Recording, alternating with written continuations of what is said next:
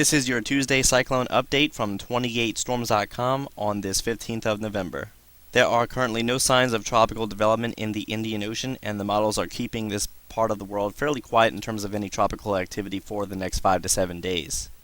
Meanwhile, much of the tropics surrounding Australia continue to be quiet with no organized tropical disturbances. But over into the southern Pacific, we are still continuing to monitor a broad low near Fiji, and we've been talking about this system for several days already. And sure enough, now the Fiji Met Service is mentioning the system, and they give the system a low to moderate chance of tropical cyclone development within the next 24 to 48 hours. Furthermore, the U.S. Giant Typhoon Warning Center is also giving this system a medium chance for development. The following is the latest visible satellite animation of the southern Pacific, and this surely is not your classic tropical cyclone signature. However, we can quite clearly see the area of low pressure. It just passed over the nation of Fiji, and it's continuing to work its way toward the southeast, but that is not the end of the rainfall. We can see that the monsoon trough remains very active, and it extends well to the northwest here, so the chances of some fairly significant precipitation will remain high across much of this area for the next 48 hours at least, and perhaps the enhanced infrared animation shows the story even better because it quite clearly demonstrates that there is numerous convective activity that will be in no rush to go anywhere, and we do see that there is a slight flare-up associated with that area of low pressure as it continues to push away from Fiji now.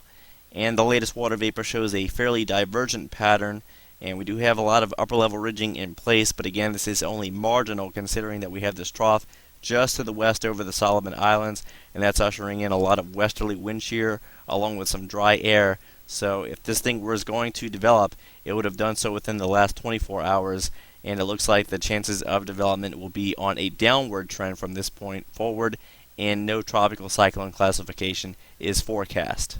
The latest precipitable water animation shows everything quite clearly, especially toward the end. You see that this low is really getting its act together as it inches closer toward Fiji, but you should also take note of the fact that the monsoon trough is getting squeezed, so to speak, by a lot of dry air and westerly wind shear.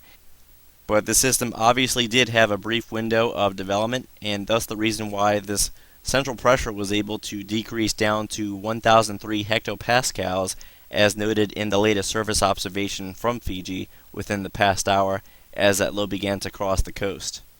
The latest vorticity analysis from the SIMS website indicates that the greatest vorticity max is now beginning to move away from the coastline and will be continuing to move southeastward as it's being picked up by the mid-latitude westerlies, and thankfully this was the strongest area of low pressure associated with the monsoon trough at this time. As you can see, the vorticity lessens as you work your way more toward the northwest. So this was the last good shot for tropical development in all likelihood, at least for the next 5 days.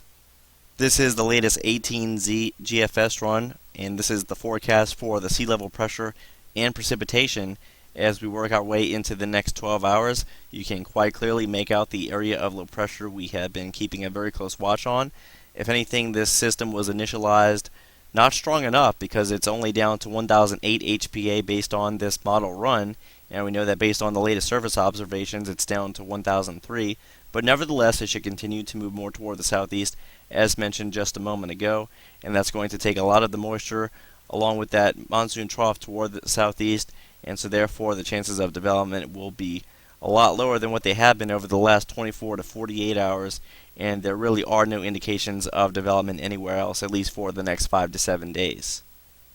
So, isolated flooding in the low-lying areas of Fiji will be the main concern over the next day or so, but elsewhere we're looking fairly good in the Department of Tropical Cyclones because we don't really foresee any prospects for development anytime soon. But as always, we will continue to keep a close watch on things for you here at 28storms.com/cyclone.